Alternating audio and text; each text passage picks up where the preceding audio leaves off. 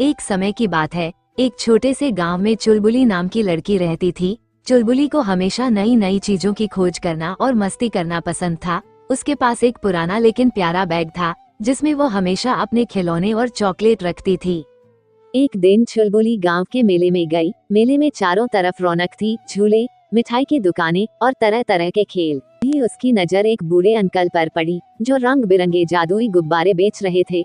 चुलबुली ने उनसे पूछा, अंकल, ये गुब्बारे जादुई कैसे हैं? अंकल मुस्कुराए और बोले, हर गुब्बारे में एक अलग जादू है, लेकिन ध्यान रखना, गुब्बारा वही जादू दिखाएगा जो तुम्हारे दिल की सच्ची ख्वाहिश होगी। चुलबुली ने अपनी गुल्लक से पैसे निकाले और एक लाल रंग का गुब्बारा खरीदा। जैसे ही उसने गुब्बारा छोड़ा, वो हवा में उड़ने लगा और अचानक बोल पड़ा, चुलबुली, तैयार हो जाओ, तुम्हें एक जादुई सफर पर ले चलता हूँ। चुलबुली हैरान रह गई, लेकिन वो उत्साह से भर गई और गुब्बारे के साथ उड़ चली।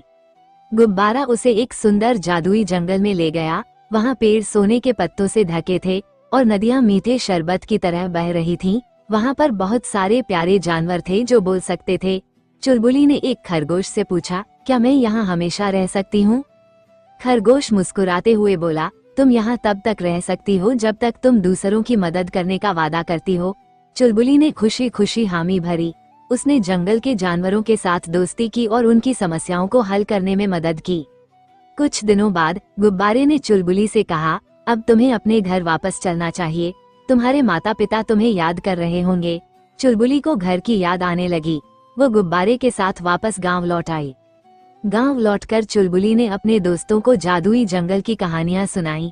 अब वो हर दिन सोचती कि कैसे वो अपने गांव और दोस्तों के लिए भी उतनी ही मददगार बन सकती है।